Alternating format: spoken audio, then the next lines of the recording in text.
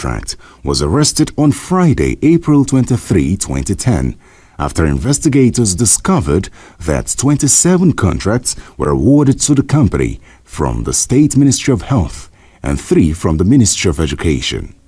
Dr. Tunji Olowolafe was allegedly paid 10 billion naira from Lagos state coffers as a front for Tinubu. In the last 10 years, tax revenue has come to constitute about 75% of government revenue base. Yet, the government never bothers to render account to taxpayers in Lagos. In the last 3 years alone, a colossal sum of 1.1 trillion naira was budgeted by the Lagos state government, with the government itself affirming that it has consistently recorded a minimum of 75% of budget performance, out of which 80% came from internally generated revenue, IGR. This is 30% more than the entire budgets recorded by successive governments between 1992 and 2007, a period spanning 15 years. The total tax revenue of Lagos last year, at the time of making the revelations, showed that tax on a monthly basis hovered between 14 and 17 billion naira, while federal allocation stood at 6 billion naira monthly. This is more than the revenue of 7 states in Nigeria put together on a monthly basis. Lagosians, it's time to break from the stranglehold of one man. Tinubu's godfatherism is more akin to that of unscrupulous mafia dons in Sicily. It is more of gangsterism. Tinubu's gangster godfatherism means candidates for public office of his political party are not elected by popular vote, but selected from Tinubu's bedroom in Badilion Road and then imposed on the party. They are then held under a tight leash by the Jagaban and are required to do his bidding on pain of being summarily replaced or impeached. Bisi Akonde, former chairman of Tinubu's legacy ACN party, declared unapologetically that democracy had no place in the internal arrangements of the ACN. Anyone that is not comfortable with that should go and contest in another political party, he said. APC, democracy or anti-democracy. Nothing has really changed in this stance beyond the fact that ACN has since metamorphosed into the APC. The first test was the so-called election of the chairman of the party. Instead of electing a new APC chairman, Odigi Oyegun was allegedly rigged into the office by Tinubu.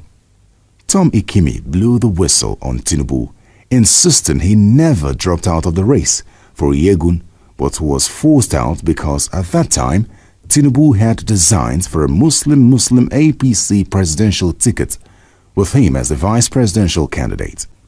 Ali Modu Sharif was even reported to have been so incensed by Tinubu at an APC NEC meeting that he threatened to beat Tinubu up. Both of those men have since left the APC. The charade in the selection of a governorship candidate for Lagos was no different. A tiger never really changes its stripes. It was a rehatch of the primaries that brought in Fashola in 2007. Tinubu simply masterminded the primaries. Once the results started to be declared, the other contestants realized they had been conned. They all stormed out of the venue in protest, leaving only Ambode and Ganiyu Solomon. Tinubu pleaded with aspirants to accept the contrived outcome, saying, "You are 12 aspirants, and like the 12 tribes of Israel, you have some differences, but you must remain one and united." It is ironic to point out that the 12 tribes of Israel were not united. Instead, they split, with 2 tribes becoming the kingdom of Judah and the remaining 10 the kingdom of Israel. A house divided against itself cannot stand. Maybe it would not be out of place to remind the Ashiwaju of history repeating itself in the next elections in Lagos. In 1991, the Social Democratic Party, SDP, won an overwhelming 26 of the 30 seats in the House of Assembly election. However, it lost the election of governor to the National Republican Convention, NRC, and Sir Michael Otedola became governor of Lagos as a result of conflict and split within the SDP. The evidence suggests that, no thanks to Tinubu's hijinks, history might repeat itself in 2015 with the probable loss of Lagos by the ruling APC to the opposition PDP. It has to be stressed that even Tinubu and Fashola have had their share of quarrels in the sharing of their spoils.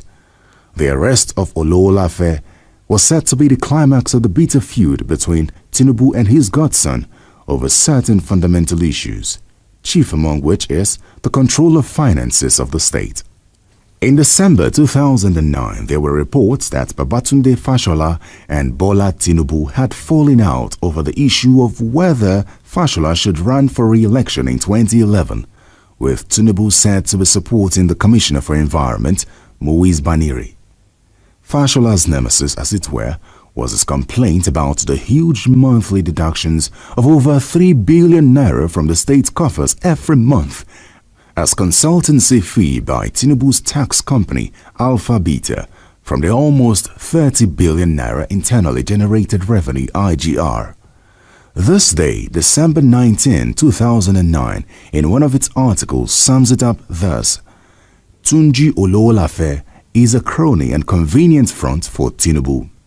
Sources claim that Tinubu's role in installing Fashola as governor of the state is the biggest hindrance for the present regime. An agreement between Fashola and Tinubu over the duration of the tenure of governorship, as well as the selection of certain cabinet members, paints a vivid picture on the sort of bind Fashola is in. And this bind will continue with the present governorship aspirant, Ambode, if he is allowed to win the next elections in Lagos. Emperor Tinubu knows how to keep his acolytes under check. For those who might want to claim Ambode might be a man of his own, not under Tinubu. Governor Fashola still remains a case study for the alleged deviousness of Bola Ahmed Tinubu. There is the multi-billion naira Badagry Mile 2 10-lane highway built by Julius Berger, and the Lekki-Ekpe Highway, which Tinubu arm-twisted Fashola and ensured he got a 30-year concession to build, operate and transfer. For those who know the Lion of Badilion, it's all about the influence of Tinubu. He wants to run the government. He was angry Fashola won't let him. He wanted the Badagry Mile 2 contract, but when Fashola gave it to Berger, because Tinubu had the Lekki-Ekpe deal, Tinubu got angry. It is believed that this one man, Tinubu, gets all he desires, and he is still not yet done. The alleged ownership of choice properties and businesses by former Lagos State Governor Mr. Bola Ahmed Tinubu, valued at over 1 trillion naira, will rank him the most corruption-prone politician in Nigeria. Such properties and businesses include the Ikeja Shopping Mall, Oriental Hotel, Renaissance Hotel, First Nation Airline, Vintage Publications, publishers of the Nation newspapers, TV Continental, Radio Continental, and so many others. On the celebration of his 60th birthday, it was said he forced some APC, ACN then state governors, the 57 chairmen of local government councils, and the local council development areas of Lagos State to cough out 2 billion naira for the event. Though yet to be listed in the authoritative Forbes Fortune 100, Tinubu is arguably Nigeria's biggest landlord. His ownership of choice real estate and swaths of lands running into thousands of acres of public lands is second only to the federal government and the Lagos state government. In terms of direct cash value and return on investment, Tinubu's real estate holding may be worth more than even that of the federal government in Lagos state. Let's pause a minute and ask, how a man who was governor for 8 years with fixed salary and allowances could have acquired so much money to buy almost everything in Lagos? Unknown to Nigerians, in 1993, 6 years before he ran for his first term in office in 1999, Tinubu was charged in the United States of America for narcotics or drug trafficking. Charged before the United States District Court, Northern District of Illinois, in a judgment that was docketed and dated 5th October 1993, the United States government compelled Tinubu to forfeit all sums in 9 different accounts in First Heritage Bank, Citibank N.A., and Citibank International. In the document titled Decree of Forfeiture as to funds held in First Heritage Bank, it states clearly in Article A that the United States filed a verified complaint for forfeiture against the funds in the above-captioned defendant, Tinubu's accounts, because there was no probable cause to believe that the property represented proceeds of narcotics trafficking or was property involved in financial transactions in violation of 16 U.S.C. SS 1956 and 1957, and therefore was forfeitable to the United States. It is alleged that Tinubu might have escaped physical time in prison by entering into a plea bargain and thus forfeited all funds in his accounts which were suspected to have been proceeds from narcotics or drugs to the United States court. Evidently, there is a lot more to Tinubu's dark past that millions of Nigerians are yet to unravel. Yes, there is housing scheme being built within the Eco Atlantic City development, which is marketed as a brand new city that excludes the hard-working people of Lagos. A brand new city where many plots of land cost in excess of $1 million. A brand new city in which 120,000 will live and 250,000 will work, while millions of others remain trapped in abject poverty. The Eco Atlantic City project is reclaiming the ocean. Sadly, it is just pandering to the stereotype painted by the United Nations: oceans of poverty containing islands of wealth. It so happens